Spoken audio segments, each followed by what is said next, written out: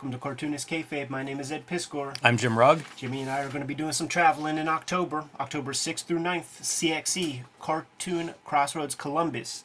We're going to have some tables there talking comics with you guys. Can't wait to see you. Good comic literate town, Columbus, Ohio. Baltimore Comic Con, October 28th through 30th. That's the place where Jimmy and I cracked the idea of creating the Cartoonist Kayfabe channel in the first place. Great comic-centric Comic-Con that you guys will have a ball at if you're in the vicinity. And October 22nd, Jimmy's going to be at the Jacksonville Public Library for a zine festival, and he is the man of the hour there. So make sure you stop by and say hi, grab a comic, and check out Jimmy's talk on the dais. October is Kayfabe-tober, and these are your drawing prompts. One a day, man. Tag Cartoonist Kayfabe on Twitter, on Facebook, on Instagram with your drawings each of those days, and we're going to repost and reshare as many of those as possible. This is the official list for Kayfabe-tober, and these videos are brought to you by the comic books that we make. Jimmy currently has out on the racks right now Hulk Grand Design Monster and Madness. 2 issues of these will be compiled at the end of the year for the Hulk Grand Design Treasury Edition with this beautiful fluorescent green ink, oversized like the traditional Grand Design comics. And Street Angel Deadliest Girl Alive collects all of Jimmy's Image Street Angel comics back in a new printing. So if you missed it that first round, you have no excuse. You gotta go get your hands on this new printing. Red Room Trigger Warnings is going to be in stores within a couple of weeks as of this recording. Murder on the Dark Web for Fun and Profit. If you got the comic versions of Trigger Warnings, you'll still want that trade paperback because there's more than 60 pages of extra material in the back there, including commentary tracks, and it goes nicely with the Red Room Antisocial Network trade paperback from 2021. Without further ado, man, we did Batman Year 100 with Jim Mahfood, our brother from another mother, talking up some Paul Pope comics. It was only a matter of time, Jimmy, before we put THB under the microscope and crack this open in all of its glory. This is such a strange comic. So I start to get into indie comics and stuff, I don't know, mid to late 90s, and there aren't that many out there, right? Alternative comics, at least the ones that I had access to, you could kind of count them in maybe 2 hands. THB was one of those books that just felt like alien. Yes. Like it felt like, obviously it's black and white, you know, it's self-published by Paul Pope, but you open it up and this is what you get is like the cartoonist in some kind of cool pose, and look at that background, what a photo. I wasn't seeing that in any of the Fantagraphics releases at the time or the Dark Horse books. This was like a totally different flavor of comics. Yeah, even the size of it feels like a magazine or something. Yeah. It was just an odd object. And again, you put in that it's self-published, and it really was like, I don't know what I'm looking at. I want more of it. Yes, and in retrospect, it's we have some more language that we can express regarding this thing. He's bringing in design stuff that wasn't present in most of the comics that I was looking at. You know, like maybe 8-Ball. You know, there were some guys who were good designers that were making comics. But by and large, like, I was not seeing anything like this. No, I would say that, you know, upon this reread, cracking it off the shelf for so long, it's all of what became established in zine culture of the day, Fact Sheet 5 type energy, with these front pieces. Well, combined with manga, like how much does this spread look like what we know of as like published in Japan manga, Oh, right? yeah. Like big images, lots of kind of text and info, dense, and it's loaded with that stuff. So a lot of influences I wasn't used to. This stuff's a revolution what he's doing with a brush at this time. Oh, like he nobody was inspired- doing this in America with a brush. He inspired a generation of cartoonists that came after it, man. There's- Absolutely. I could name dozens of cartoonists who were like, oh, you don't have to use the Winsor Newton Series 7 number 2. Like, you could use the number 5 brush and get these super thick lines. So here's some stuff to call out for everybody at home, because they probably heard of certainly Paul Pope. THB number 1, volume 2. A lot of this is kind of redone, rebuilt on the original THB number 1, which Yeah. I don't have a copy of. But you can see this announcement, right? This is an amendment. I think there's about 40 pages that have been reworked in this edition. Since the original THB1 published in October 94, the end of the year 1994 is when the first issue came out. I think 4 or 5 issues have been published by the time this comes out a year later. Sure. Yeah, you see him back here, like they're promoting all this stuff, and he's a wanted man at this point. Like Dark Horse has him doing serializations in Dark Horse Presents. He's doing work like this. This is imagery from his Kodansha stuff. What was that stuff called? Super. I thought it was Smoke Navigator, but I don't think it is. No, it's Super something or other. But that's what this image is from. Even though was it Super Trouble? Yeah, that's it. That's a good title. Yeah. It's great, and it feels Japanese. Yeah. But he's being serialized in a comic that has a weekly distribution or monthly distribution of 1 million copies. So he's getting in front of a lot of eyeballs. And throughout the years, I mean, he did design work for Donna Karan. Like, he is a very sought after illustrator, graphic designer. It's really cool too. Like, he would have essays in a lot of these self-published pieces, which again felt different than most of what I was reading. I mean, this isn't even like the editorial page in the back of Image. Like, this is kind of thoughtful stuff. Like, he talks about how all the coolest comics, as far as he could tell, were titles like Raw, Rubber Blanket, Drawn and Quarterly, Acme Novelty Library, all of which can claim some allegiance to the very solid and resonant history of graphic design, and goes on to talk about design as an influence. Yeah. And it's like, this stuff spoke to me. Like, I was finding this when I'm in school studying design and thinking of making my own comics, which meant I had to figure out covers, I had to figure out inside covers, all those pieces that you don't really think about when you're trying to just draw the comics. Well, once you start self-publishing, you got to figure them out. And it was cool to hear somebody talking about that stuff. Yeah, I mean, this is proto-blog. Yeah. Like, this is a guy, after Maggin, Dave Meltzer dirt sheeting himself, getting himself over, giving you some insights into some personality that he leans into. Like, he introduces you to him. Like, on the inside cover, there's photos of him in every book, every issue. How many of these small THBs were out there? Like 6 issues? Like, I think 5. There's 5 issues and there's 6A and 6B. Is there anything after those? Oh, yeah. I know Ad there's House, the big stuff. Ad House published 1 or 2 issues of his, and then he did another one in the early 2000s. It was 4 issues. That might be issue 6, where it's like A, B, C, D. And I mean, they're all big, meaty issues like this. You know, like, it's probably between them 250 pages worth. Right. And then the 3 that you mentioned that were oversized. So like Buzz Buzz, THB Circus, which was, I think, square-shaped. Yeah, so there's quite a bit. And some of the oversized stuff I'm glad you mentioned, because those were really some of the books that, like, changed my life. Totally. Even this, like, I don't know about you. I discovered him through Palmer's Picks. Uh-huh. And Probably immediately the same. went to the comic shop and saw that, like, it's like $5 or something. And I'm like, oh, no. Yeah. That's my whole week's budget. It's tough. $5.50. But it is so chunky. And I literally had dreams about this. Like, just the thickness of it and stuff. I'm like, there's so much in here. And this is from one person. He's going to do it regularly. Had it put on my pull list. I missed it the first go around. I guess that's what I'm getting at. Like, when you go to the comic shop, those first ones, they disappeared. Who knows if they even made it to Pittsburgh. But when these started coming out, man, I was on it. You look at this illustration, and again, no comic I owned looked like that. That was like something new and different, and that's what I was chasing. And you know what? Shout outs. You mentioned the comic shop. I got mine at Phantom of the Attic in Oakland, and not just this, but a bunch of the THB stuff, that they had in their cool indie section. So the shout out to the local comic shops, because I mean, that's how you found this. I wasn't gonna. I don't know how you would have ordered it in 1995. This stuff was had to be floating around the SVA, because I was just thinking about, like, all the people I thought that are influenced by that thick brush, and I'm like, they went to SVA, she went to SVA, he went to SVA. Yes. I'm with you. Yeah. Yeah, so he redrew a bunch of stuff, and I don't know if that means he added pages or if he replaced pages. I do think we will see the smattering of the original pages in here.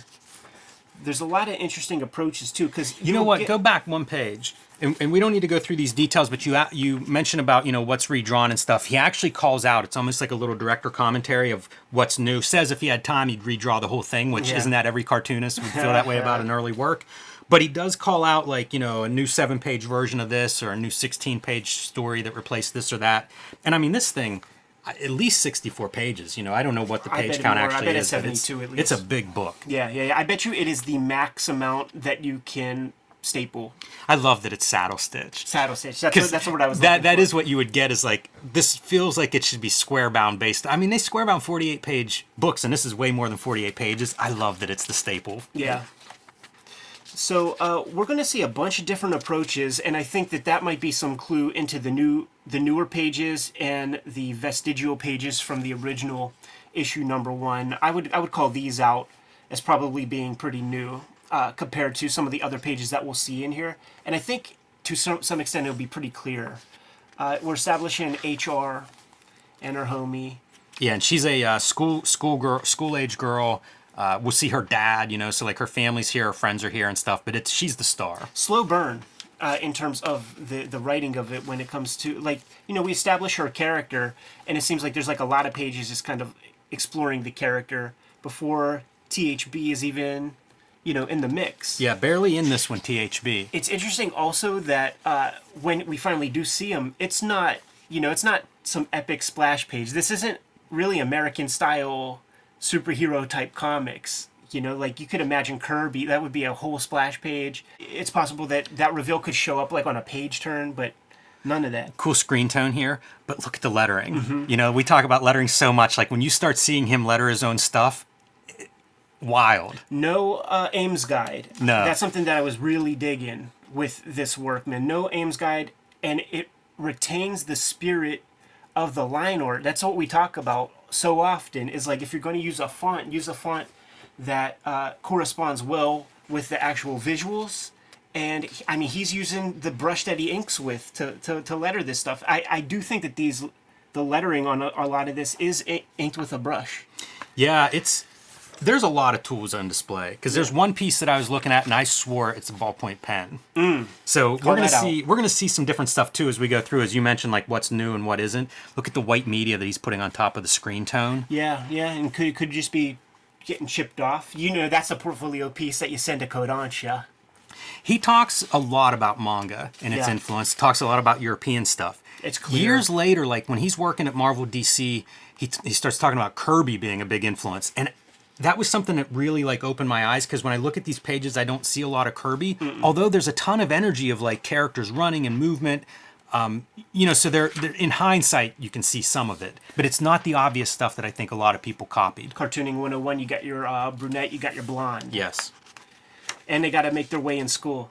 I love this little piece, man, where the full focal point, it's like she has a frickin' spotlight Yes. on her. Genius. Yeah, good Genius. stuff. Good stuff, even creeping in there, you know, and the spotlight's even here because we've got screen tone on the doorway, but white where she's sticking her head into the spotlight. The architecture and stuff, it almost feels like plein air ink drawing or something. Like he's got an easel and he's like looking at an actual kind of Gothic structure and just going ham straight to ink. For all the people who he influenced and copied him, nobody still draws architectural elements like this. You know, like there's perspective desks, straight line, what should be straight lines. Yeah. And he's just whipping it out with giant brush strokes. Yes, and you feel the Very energy. organic ones. Yeah, you feel the energy from it. Absolutely.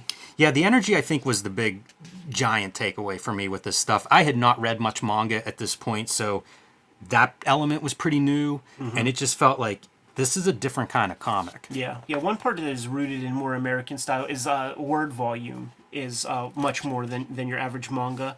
When I see bits like this, I start to think like, man, maybe Rubber Blanket has some influence. Definitely. On his approach. Yeah, I see a ton of that. Chunky Mazzucchelli lines. And at this time, he's coming out of, I believe this is published out of Columbus, was his Yeah. base of operations. Yeah. And I mention that because Columbus has such a rich brush ink history going back to Kniff. You know, I mean, you true. think Billy Ireland in Columbus, think Jeff Smith, you know, like there's just a long history of certain values that kind of exist outside of the New York cartooning community. Yeah. And Pope comes up in that, right? Yep. I mean, he's there for at least for, you know, a little bit of time. So here's some indicator. If that original issue came out in '94, like he's signing this off, man, 1995, and you turn the page or you look on the next page, this looks earlier. Looks different. Yes. Yeah. It's a more controlled kind of lettering. It's a more controlled sort of ink line, thinner lines. Much more restrained in how he's putting those ink lines down. Perhaps drew it much bigger because it looks reduced down a lot. It's very wild, man. Like, he introduces the THB, the concept of THB. He needs to go up a couple flights of stairs to go do some work, and he just Right. has a damn crane bringing him up. Yeah, HR's teacher. Yeah. Prepping her for some exams that are coming up. Oh, by the way, they're set on, this is on Mars. Yes. You know, bringing in these sci-fi elements that we're not dwelling on, but are part of the story, and you get little bits of it. As her dad is some kind of miner, I believe, and he's moving his robot factory outside of the part that's really ruled on Mars. So you have these Martian authorities that are at odds with her wealthy industrialist father. This stuff is interesting. These pages. This is totally, yeah, talk about getting into something different. Like, what exactly are we seeing here? Yeah. And it's interesting. Like, you know, if comics is about, like, picture making for narrative value, the next second, like, so this panel happens, and then this is like the next moment. This isn't a flashback. This isn't anything. It's still continuing the story.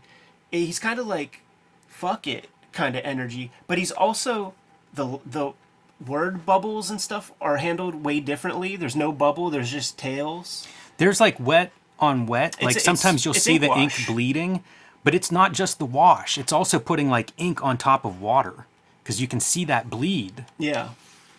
Unusual techniques, very strange. And then you get white gutters, which makes me wonder, like, how's he getting that? Is he cutting these panels out? Or is it computer? Like, it was computer possible, scanning and stuff? Like, because you could trap and magic wand, you know what I mean, that space, and then slide something underneath. But yeah, I'm really not sure. 1995? And this looks earlier, like, so this could be 94.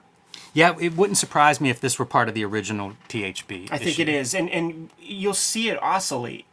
Like, we'll have it here, and then we'll see it. This giant, heavy black is just a wild line. Yeah. It reminds me of, do you know, I think it's John Van Fleet. He had done a couple of comics, but had kind of a painterly approach, but would use this really heavy, it was almost a brown line. But it reminds me of like some of the marks that you see on these pages. This is very different. It's where your line crosses into almost the value piece, you know, of the spotting blacks. He'll also do a thing where he's using pencil to create depth. Will we see any of these pieces here? Nah, not yet. But he'll use pencil in those sequences to communicate depth. You'll see figures far off in the distance and stuff. And now we jump forward to what I would consider to be more modern artwork. Some of the stuff that he drew to put in this issue specifically. Man, I really want to see a real issue #1. And you know what? When we go to Columbus, I bet you we're going to be able to. You know what? That's a good one to pull out. And I've been meaning to say too, like if anybody has recommendations, because we're going to have a little bit of access to the Billy Island, post comments on what we should be digging out of there if we can get some stuff. True. For an episode or two. True, but I yeah, I'm a sure THB one would we be a got good some one. buds, man. I'm sure we got some buds that have these issues. See, here's some of the kind of stuff he's allowing his pencil work to be seen. Yeah, you can really see it in the back of that chair. That's cool. And you see his figure, so you see some underdrawing even. I'm wondering if he thought that would be visible in the final. Because that was just underdrawing for the character. It feels very experimental. You know, the ability to do this kind of stuff where it's like a subtle gray difference, even in the word balloons, like very painterly. My some of my lettering is off register with some grayscale. What could that possibly mean since this is one color? Is that a separate layer, do you think? The black is like on a transparency? That's my guess, because that's how you create a shadow. Yeah. Otherwise, where are you getting an off registration line on one color ink? Yeah. And it kind of feels that way where, you know, you could even do your masking if you were going to do some sort of transparency layer on top. Right. Here's that piece that I was talking about where he has these figures in pencil and even some building structure in pencil, and it really creates that depth. It looks good on the monitor. It feels manga-esque to me also, looking at this stuff and thinking of like maybe the first couple pages in a manga serial where you might have color or watercolor or something that's a little different. Yeah. Feels like you're approximating some of those ideas. Look at this kind of stuff for storytelling of like the arrows going through. Love it. And I get the sense that that kind of thing can happen organically because he does it here.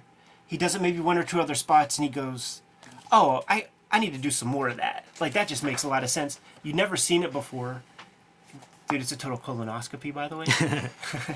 Yeah, it really feels like experimentation in that section, like a young self-publisher, because he had done Ballad of Dr. Richardson and Sin Tutulo. Yeah, so he has self-published a little before this, and it feels like just figuring out like what prints and what does he want to do and what can he bring into these pages. He's good and fast. I get the impression because he's doing stuff for Negative Burn. Like he's pumping out hundreds of pages in a very short amount of time. These kind of map drawings is something that I associate with a lot of his work and THB and some of the Vertigo stuff that he does. Yeah. That felt pretty new. Wasn't seeing that in a lot of comics I was reading. And like this kind of drawing, wasn't seeing that in anything. I've seen some originals of Maybe his. Mazzucchelli. Yeah, and his originals are gigantic. Right. The ones that I've seen. And they're way bigger than a Zipatone would allow. So I'm wondering if he reduced his work and then applied his gray tones, because they don't make Zipatone sheets as big and wide if this is as big as the pages I've seen. You know what I'm saying? I do. I know exactly what you're saying. And I don't know. I mean, he may have even been making his own. There were people that were doing that. So I don't know. Hard to tell. We've seen such weird Zipatone things. Like we've seen Zipatone on regular paper pasted down on art. So, yes, we have. Certainly people figure out different ways to do it.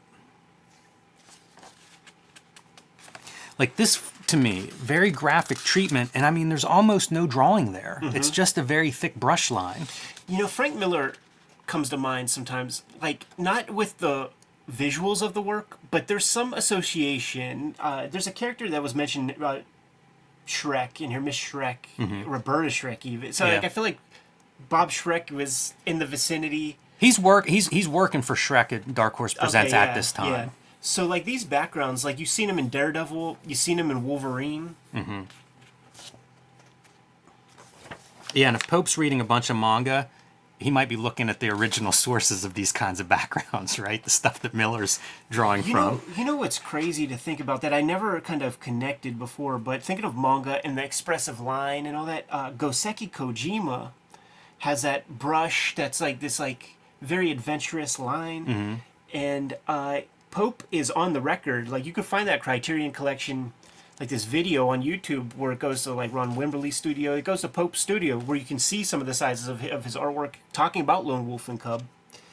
So maybe there's a little Goseki Kojima here. It's nice that he's signing many of these pages. Yeah, the new stuff. It lets you know what is new, at least, some of it.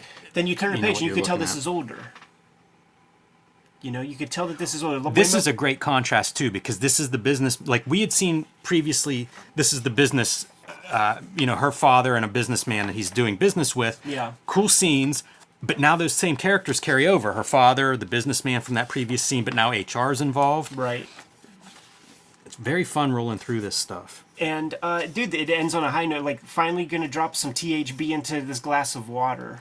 Good cliffhanger too, because we don't get it on the next page. No. We're gonna wait for that payoff. He's like, you'll understand soon. He's trying to explain this concept before we actually see it. These pages look the oldest. You know what? Go back one page. That Obey has to be a conscious nod to the street art. Shepard Fairey. Yeah, Shepard Fairey at the time, right? Mid-90s, about when he's starting to ramp up.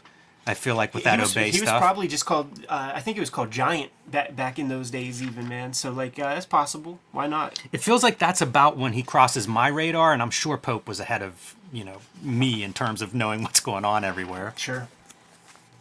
But this is very old. Like, I feel like this is some of the earliest works, man. And these pages, when you see the 12-tier, the 12-panel page, Hergé comes to mind. Yeah, and also these are those, when you mention big oversized originals, you can imagine these things as being like 18 by 24 pages. Doing the hatching and creating value with brush line. That's not pen. This looks all brush. The GNG is a manga that gets in. This is a government agency. These bug face characters are sort of like the rulers on Mars, and this is material that they're impounding. Yeah. And as you can imagine, all government impounders do, enjoying the material themselves. Each guy, yeah, this is like a little comic on the bureaucracy. Each level of bureaucracy is like, oh, did the new impounded stuff come in? Pass that up to my office, and it goes through about 4 layers in this little short strip. As each guy that's the higher up in the chain of command is like, bring me that stuff. I'll take care of that. It's the classic thing with the censors who raise fusses about desensitization and stuff. They read and view all of that material. Somehow they're not desensitized, but you might be. Yes, yeah. Bring me the month's crop of illegal publishing. And now here we go. This might actually be older than that previous little setup. Yes. This looks super prototypical. Absolutely, and you get the sense if it's a young cartoonist experimenting with what does this stuff look like. Yeah. So here's some pencil. Is that what you're seeing here? Graphite, pencil? Yeah, absolutely. Grease pencil, something. Looks very gestural. Man, this is wild stuff for mid-90s. Total revolution, and it's ballsy to for cartoonists to let this be seen in a certain way, man. Certainly at this time, craft was prioritized a lot, and usually what that meant was the pristine look. Certainly in indie comics. Who were the guys in indie comics? All the guys he mentioned, Clowes, Chris Ware, Burns. Yeah, Miller's part of that was Sin City at this point. Yeah. So yeah, it's not a big list. Allowing this process stuff to be seen, it just was never done. Right. What's amazing though is you think you've got to show people something they haven't seen before. Mm-hmm. This is a guy that's really going for it as a young cartoonist in terms of I'm going to do something that doesn't look like anything else on the racks. Yeah. Bold, but I mean that's what you want to do if you want to stand out. And finally the payoff. He's not going over the top with it. Right, he isn't. It's still kind of within HR's world, right? We're not going into a Kirby Marvel Universe style world. It's still within her world, but it's her friend who's been pestering her let me see this thing, because her friend has this mech that she can bring out, which is kind of conceptually similar, but way not what THB is. Right. THB is your Kirby characters put into this sci-fi world. It's what's his name, Mr. Impossible, that little Fantastic Four dude. Yeah. And it's part bodyguard, part servant kind of character. And he's also a prankster of sorts. Here's some of your pencil in the background. How cool, right? I dig it. Fun. It is fun to see those outlines of characters and how he's building that background. You know what's so interesting though is, and I would bet that crack open the other issues, we don't see so much of that probably. Probably not. But the people who were super influenced by they didn't take those lessons. They didn't take those bits into their practice. Yeah, right. You know where I would see it is Pat McKeown does that backup in Weasel #1, and we look at it on a video of Weasel #1, so you guys can go seek that out if you want to. But he has those panels that are part pencil, part ink. Pretty cool. And we get to see some personality stuff between HR and THB. Hey, check out the lettering too, because we have mentioned these different materials that we think it's lettered with. This feels like maybe a marker that he's lettering with here. And even this stuff feels same deal. Maybe even a thinner, maybe even a rapidograph. It's a pretty dead line with this stuff over here. And he's, young cartoonist. Why not try a little everything? I should say too, THB is this life form, but it's based on you hydrate it, and then it comes to life, and eventually the hydration goes away, and it poofs back into the little. She wears it in a necklace. Little sponges. Yeah. Remember them shits? Little dinosaurs and stuff. And back to the stark black and white now. Here we go. Yeah, we got our bug dudes. They're coming to HR's crib, and I can't wait to show you guys this piano. Ain't that mean looking? It's ridiculous. So bizarre. Sam Keith is teeth. Yeah. It's so animated looking. It is. And you just know it doesn't mean Will. This buzz thing, this is his not Laughing Spittin' Man, but the Velvet Glove little face that gets tattooed. This is the Paul Pope version of that. He's creating this little iconic Bosco, Max Fleischer looking character. It's a big part of that world building, having these kind of advertising icons that are imprinted there. Yeah. It's advertising design, he mentions that as being an influence, and you can see it in elements like that, and the Japanese influence. Yeah. Feels like an advertising mascot that you might see there. The structure of these pages feels very American, very sort of standard in terms of where indie comics were at this time. You know, 3 tiers, playing with the Kirby Ditko panel structure. Mm-hmm. The Bros do it, Clowes does it. So he really opens up his storytelling later. Much bigger, poppier images. This is animated so well. And the visual storytelling of this sequence, this batch of pages, is incredibly well done with this character. So the designy part just invites you to keep reading. It keeps pushing you to the next panel. This character design, I think, is really strong, too. Yeah. The weird mechs and robots and stuff. Because he has that organic line with these weird robots. We talk a lot about like the back 3/4 view. Yeah. He does this view several times, and it's so good. Mm-hmm. Just of that character, any character, but a character staring off, you know, like off into the distance. You know, like when you speak about the Japanese influence, he has his own version of eyes, but it does have that manga vibe a little bit sometimes. The way he draws HR's face throughout this issue impresses me because there's not a lot of marks. And it's kind of unusual, you know, like it's not like he's doing ovals for eyes or something. He's drawing an underlash and an eyelash and pupils and irises and all these different pieces, and never looks busy or cluttered, but it reads like there are times when I'm like, is he drawing from somebody for this face? And it's little faces. It's not like it's photorealistic, studied, modeled face, but it just has an accuracy that's you don't often see in this kind of drawing. Yeah. It doesn't get lost in the background. You know, he's strong from the start. This mech, too, is very menacing. Yes. The way it's presented is just awful. It feels like a monster. And there is a tiny bit of Kirby in that face design. 1,000%. The cartooning of it, the chase is great. Under tables. Yeah. And like, that's hard to choreograph, man. And he does it very well. Calls back to earlier lessons from her schooling in the first part of this issue. Where logic training. Trying to do the prisoner versus the computer. How did that go again?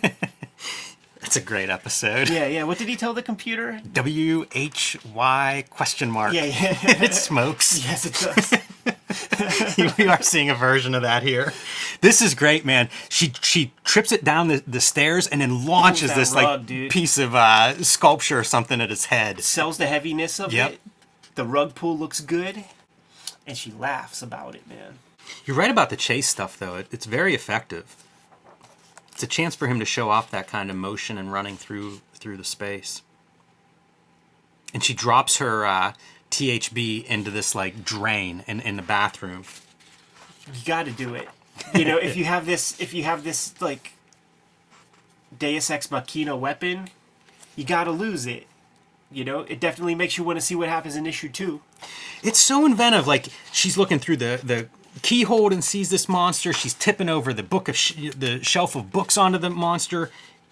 Everything you can imagine if you were really putting together a chase scene through this place where her rich father lives.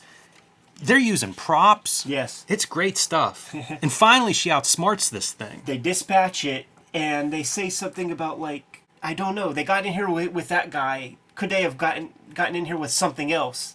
Last image you see is that fucking menacing piano with that mean face. And by the way, like drawing a piano once, that's a motherfucker. Now you got a villain piano. Paul Pope ain't giving himself an easy job. I was gonna say, man, when somebody sends me a script with like the animated evil piano, I'm out.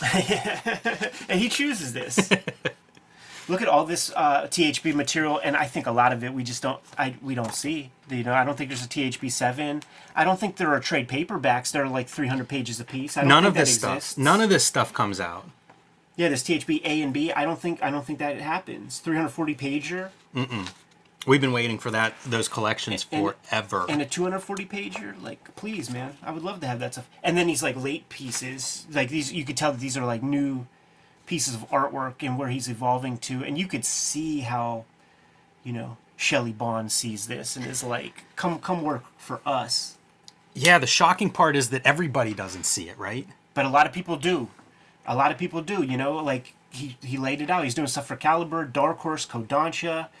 You know, That's true. He's doing Criterion stuff. Like he becomes a sought after guy. And I don't know, like this looks labor intensive to me, but I think he's fast. You know, I have nothing to base it on other than like these kinetic looking lines and the amount of work that he's done in a career. But I think he's kind of quick.